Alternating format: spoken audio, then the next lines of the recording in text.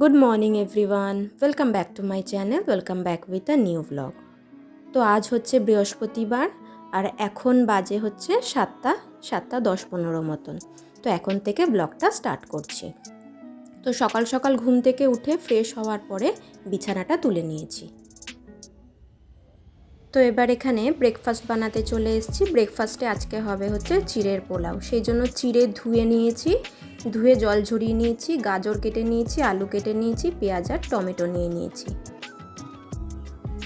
এবারে কড়াইতে সাদা তেল দিয়ে তার মধ্যে একটু সর্ষে ফোড়ন দিয়ে দিয়েছি। তারপরে আলুগুলো আর গাজরগুলো দিয়ে দিয়েছি। কিছুক্ষণ এখন ভেজে নেব, একটু নরম হওয়া পর্যন্ত ভাজতে থাকবো।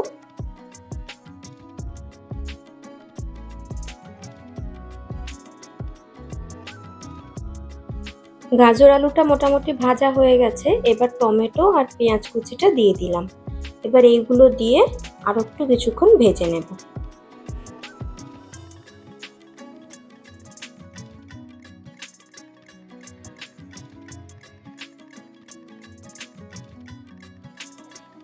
পেঁয়াজ টমেটোটা যাতে একটু নরম হয়ে যায় সেই জন্য একটু নুন দিয়ে দিলাম। নুন দিয়ে দিলে একটু তাড়াতাড়ি নরম হয়ে উঠবে। এবারে কিছু বাদাম এর সাথে অ্যাড করে দিলাম। বাদামগুলো এর মধ্যে দিয়ে ভেজে নেব।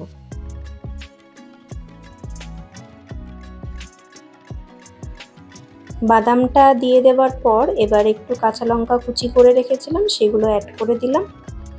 এবার এখানে চিড়েটা দিয়ে দেব। চিড়েটা ভালো করে ধুয়ে জল ঝরিয়ে রেখে দিয়েছিলাম। চিড়েটা সবজিগুলোর সাথে ভালো করে মিশিয়ে নিয়ে একটুখানি হলুদ দিয়ে দিচ্ছি। একদম সাদা ভালো লাগে না, তো সেই জন্য একটুখানি হলুদ দিয়ে দিলাম।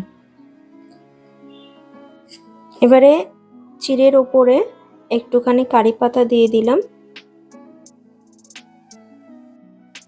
কারি পাতা দেওয়ার পর এবারে একটুখানি চিনি দিয়ে দিচ্ছি। চিড়ে একটু মিষ্টি মিষ্টি হলে ভালো লাগে খেতে, সেই জন্য একটু চিনি অ্যাড করে নিলাম।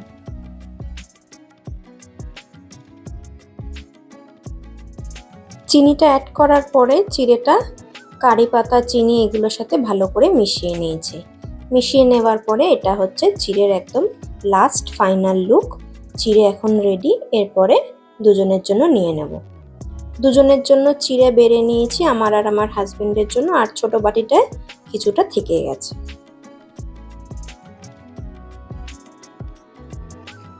এবারে খেয়ে নিলাম একটুখানি চা।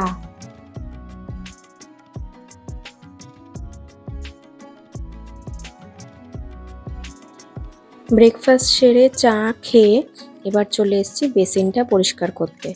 এখন বেসিনটা পরিষ্কার করে নিচ্ছি, তার কারণ বেসিনটা পরিষ্কার করার পর আমি যাব স্নান করতে।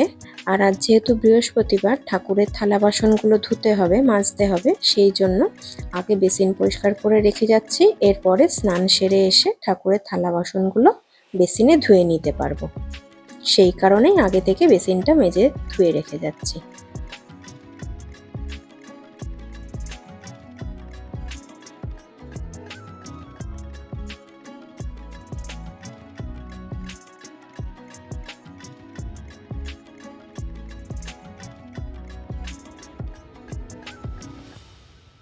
তো এখানে স্নান সেরে ঠাকুরের সিংহাসন পরিষ্কার করে থালা বাসন মেজে নিয়ে আমি ঠাকুরের পুজোটা সেরে নিয়েছি। এরপরে আমি যাব এখন হচ্ছে রান্নাঘরে দুপুরের রান্নাটা সেরে নিতে। তো দুপুরে রান্নার জন্য রান্নাঘরে চলে এসেছি। এখানে কড়াইটা বসিয়ে দিয়েছি। কড়াইটা গরম হয়ে যাওয়ার পর ওতে একটু সর্ষের তেল দিয়ে নিয়েছি। এখন দিয়ে দিচ্ছি একটু সর্ষে ফোড়ন। তো আজকে বানাবো হচ্ছে এখন শাকের তরকারি। তো শাকের তরকারি বলবো না, শাক ভাজাই বানাবো। একটুখানি দিয়ে দিলাম হচ্ছে সর্ষে ফোড়ন, শুকনো লঙ্কা আর একটুখানি নুন।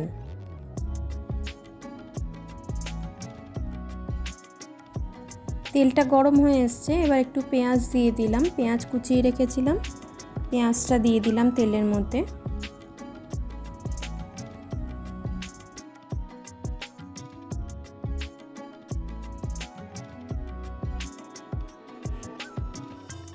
পেঁয়াজটা কিছুক্ষণ ভালোভাবে একটু নরম হওয়া পর্যন্ত ভেজে নেব।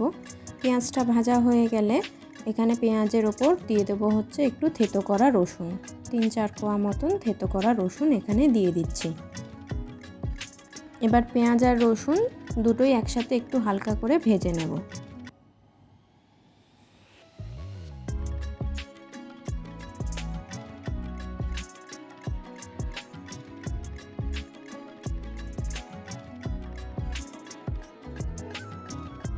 পেঁয়াজ রসুনটা মোটামুটি ভালোভাবে ভাজা হয়ে গেছে।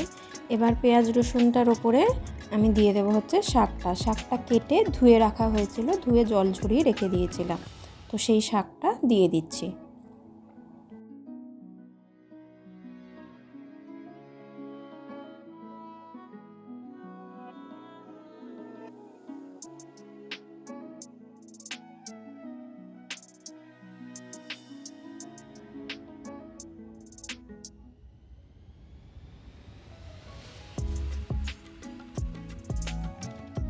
এবার শাকটাকে একটু ভালো করে নেড়ে নেব। আগে পেঁয়াজ রসুন এই যে এগুলো ভেজে রেখেছিলাম, তো সেইগুলোর সাথে শাকটাকে ভালোভাবে মিশিয়ে নেব।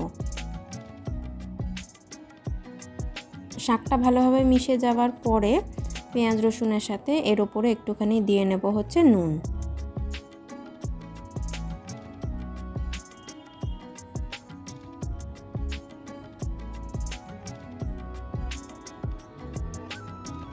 নুনটা দেওয়ার পর আবারও ভালোভাবে শাকটা মিশিয়ে নেব পেঁয়াজ আর রসুনের সাথে।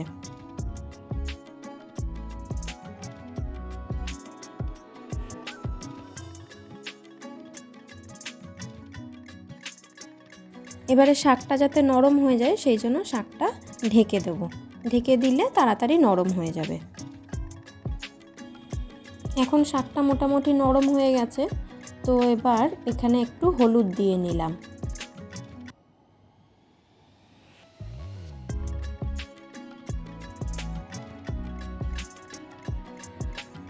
হলুদটা দিয়ে নেওয়ার পরে শাকটা আবারও ভালো করে হলুদের সাথে মিশিয়ে নেব। মিশিয়ে নেওয়ার পর আবারও শাকটা ভালো করে নেড়ে নিয়ে ঢাকা দিয়ে দেব।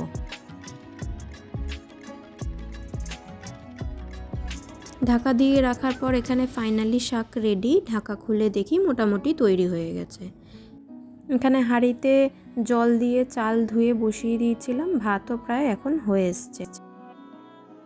শাকটা নামিয়ে নেওয়ার পরে এবারে কড়াইতে তেল দিয়ে তেজপাতা গোটা জিরে ফোড়ন দিয়ে শুকনো লঙ্কা ফোড়ন দিয়ে আলু কেটে রেখেছিলাম পনিরের তরকারি বানাবো বলে, তো আলুগুলো দিয়ে দিয়েছি। আলুগুলো দিয়ে এবার একটু তেলের সাথে নেড়ে নিয়েছি, কিছুক্ষণ ভাজতে দেব আলুগুলোকে। আলুগুলো নরম করার জন্য একটু নুন দিয়ে দিলাম, এরপরে একটু হলুদও তার মধ্যে অ্যাড করে দিলাম। নুন হলুদ একসাথে দিয়ে ভালো করে মিশিয়ে নিয়ে কিছুক্ষণ এবার রেখে দেব। এবারে দিয়ে দিচ্ছি হচ্ছে টমেটো, আদা আর কাঁচা লঙ্কা। টমেটো, আদা, কাঁচা লঙ্কা এগুলোকে দেওয়ার পরে সেইগুলো ভালো করে মিশিয়ে নিয়ে ঢেকে রেখে দেব নরম হওয়ার জন্য। এবারে এখানে পনিরের যে ভিজিয়ে রেখেছিলাম পনিরটা যে জলে, সেই জলটা দিয়ে দিচ্ছি। পনিরটাকে বাদ দিয়ে জলটা দিয়ে দিচ্ছি। জলটা ফুটে ওঠার পরে এবার এখানে পনিরগুলো যেগুলো ভেজে রেখেছিলাম সেগুলো এখানে দিয়ে দিলাম। পনির দেওয়ার পরে নুন চিনি সব কিছু দিয়ে ফুটে ওঠা পর্যন্ত অপেক্ষা করব, আর এখন ঢাকা দিয়ে দেব। এই হলো আলু পনির তরকারির ফাইনাল লুক।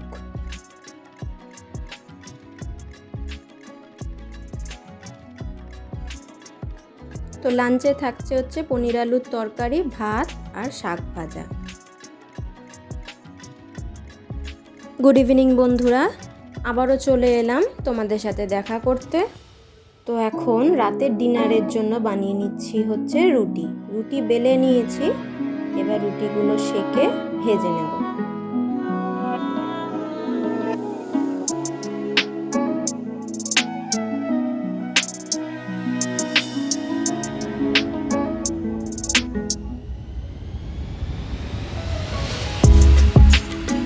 রুটি হয়ে যাওয়ার পর আমি সবসময় গ্যাস ওভেনটা মুছে রাখি, তাই এখনো মুছে নিলাম। তো আজকে রাতের ডিনারে থাকছে হচ্ছে রুটি আর পনির আলুর তরকারি। তো ভিডিওটা ভালো লেগে থাকলে সাবস্ক্রাইব করে, লাইক করে, শেয়ার করে দিও। দেখা হচ্ছে নেক্সট একটা ব্লগের সাথে।